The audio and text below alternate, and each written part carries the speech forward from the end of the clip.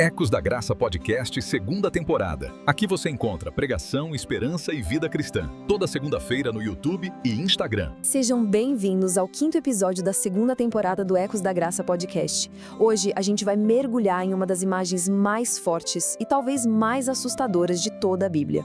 Um vale cheio de ossos secos. É uma visão de desespero total, de morte completa. Mas o que a gente vai descobrir aqui é como bem no meio desse cenário impossível surge uma das maiores promessas de esperança e de transformação que existem. Para pensar um pouquinho qual é o seu pior pesadelo. Sabe aquela situação que só de imaginar já dá um calafrio? Uma doença, uma perda devastadora, um fracasso que parece o fim de tudo? Todo mundo tem um medo assim, algo que paralisa. É bom ter isso em mente, porque vamos ver como essa sensação se conecta com a nossa história de hoje. Na época do profeta Ezequiel, o povo de Israel estava vivendo exatamente esse pesadelo. Eles tinham perdido absolutamente tudo. A sua terra, o seu templo, a sua identidade como nação. Eram prisioneiros num lugar estranho. E a sensação era de que Deus tinha simplesmente se calado, os abandonado. O sentimento era de morte, de um fim de linha.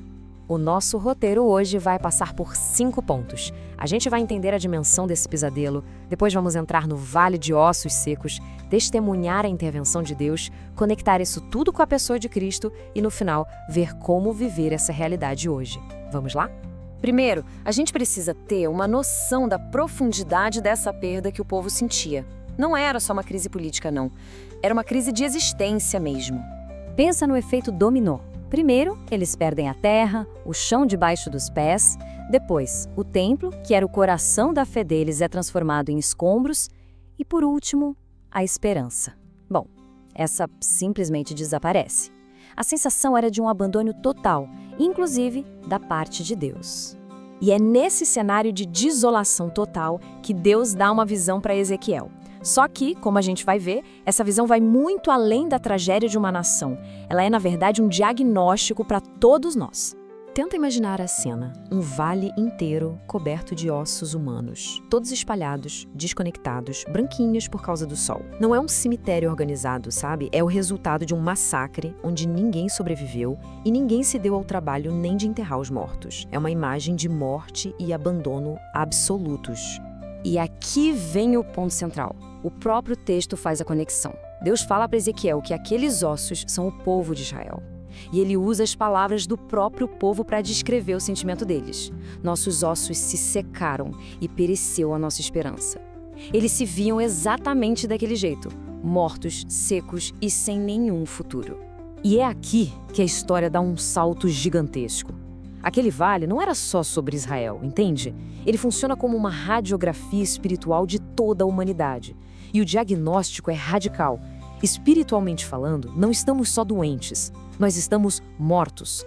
Essa é a nossa condição natural. De alguma forma, estamos todos nós naquele vale. Mas como é que essa morte espiritual aparece no dia a dia?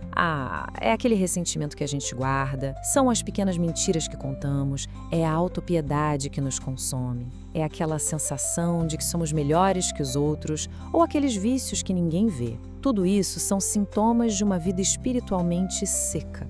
Olha, se a história acabasse aqui, seria só uma tragédia, né? Mas o Deus que se revela nessa passagem não é um espectador. Ele desce até o vale. E é nesse ponto que a narrativa tem uma virada espetacular. E então, no meio do impossível, Deus faz uma pergunta quase absurda. Será que estes ossos podem reviver? A resposta óbvia, claro, é não. Ossos não voltam a viver. É impossível. Mas a resposta de Ezequiel é simplesmente genial. Ele diz, Senhor, só tu sabes.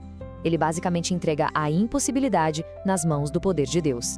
E aí Deus manda Ezequiel fazer o que ninguém faria, pregar para um monte de ossos. O processo acontece em 2 fases bem claras. Primeiro, ele profetiza a palavra de Deus, e os ossos começam a se juntar, tendões e carne aparecem, corpos inteiros se formam, mas ainda estão sem vida. Aí na segunda etapa, ele profetiza o Espírito e o fôlego da vida entra nesses corpos. E eles se levantam, um exército enorme. Tudo isso que Ezequiel faz de uma forma profética é como se fosse um trailer, sabe? Uma prévia do que Jesus Cristo viria a fazer por toda a humanidade, mas de um jeito definitivo. E essa comparação aqui, olha, ela é a chave de tudo. Ezequiel foi ao vale como um mensageiro para falar sobre vida. Cristo desceu ao nosso vale não só para falar, mas para ser a própria vida. A diferença é total. E as palavras do próprio Jesus confirmam isso. Ele não diz, eu mostro o caminho para a ressurreição. Ele diz, eu sou a ressurreição e a vida. Para nos dar vida, ele precisou entrar de cabeça na nossa morte lá na cruz, se tornando por nós um osso seco. E aquele sopro do Espírito na visão, lembra? É o mesmo fôlego de vida que Deus soprou em Adão lá na criação.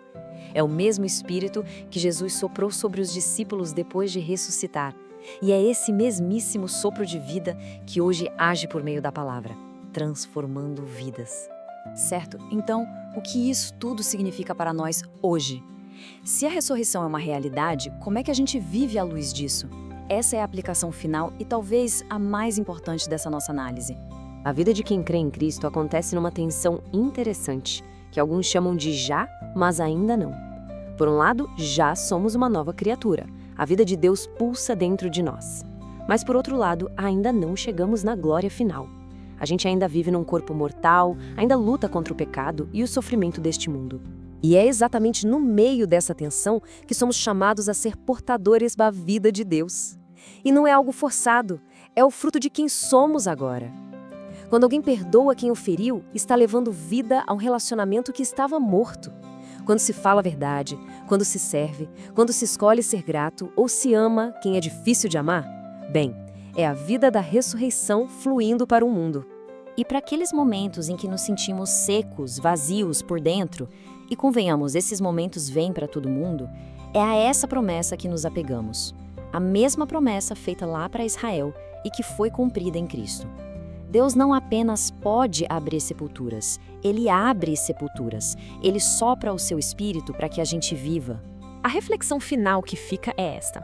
Como seria o mundo se pessoas que um dia estavam mortas agora vivessem para espalhar a vida por onde passam? Imagine um bairro, uma cidade, onde um exército de ex-mortos está ativamente levando vida aos lugares mortos ao redor. Essa é a visão radical que nasceu lá naquele vale de ossos secos. Ficamos por aqui, um grande abraço e até a semana que vem. Quando tudo parece demais, há uma voz que nos chama para perto. Aquiete-se e ouça o eco da graça.